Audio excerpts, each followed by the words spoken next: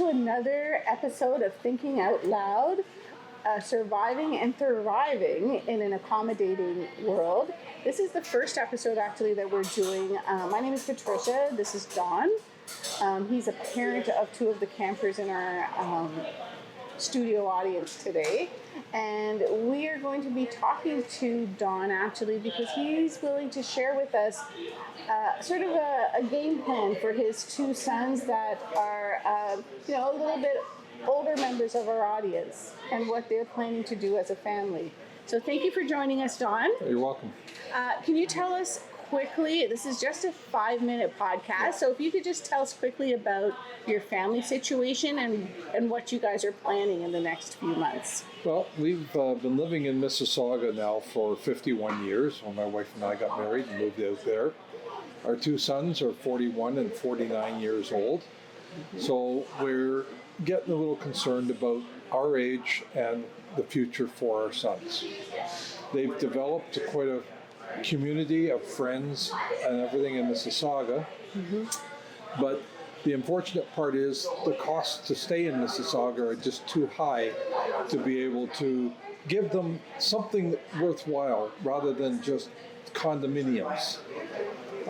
We've been investigating for many years on the needs and what to do. First off, we did is to go through questions with them as to what they wanted, where they would like to go if we did have a choice, and what they want to keep as part of their lives.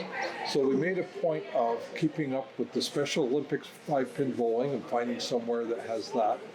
Also, they belong to a church group, Friendship Club it's called, with the Christian Reformed Church. Okay. And Ian's been going to that for 35 years now, and Adrian for about 28. And they had to be 13 to do that. So we had to find a community that had those services as well as being able to provide other social supports from the community.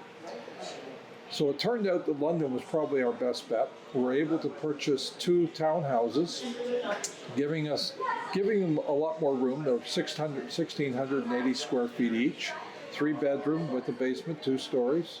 So they've got a home to live in, not just a box. And they're side by side, you were saying. Well, we have them side by side, so my wife and I can be there to bring on supports and keep working on the supports that we want to have for them for the future.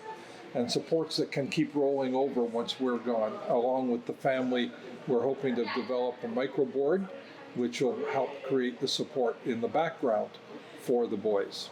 Okay. But direct support, what we're hoping is that we're going to take the boys' master bedroom, because it has its own washroom.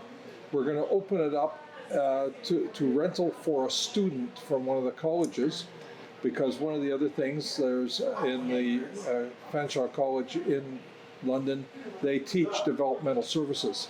Okay. So hopefully we can pick on students that are looking for the field, and to provide support services in lieu of rent. Okay. So this will create people that will come into the house.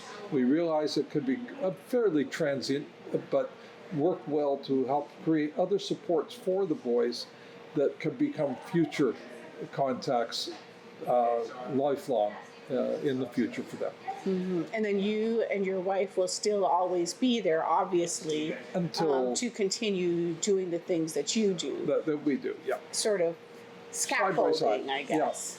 Yeah. But we've had the boys doing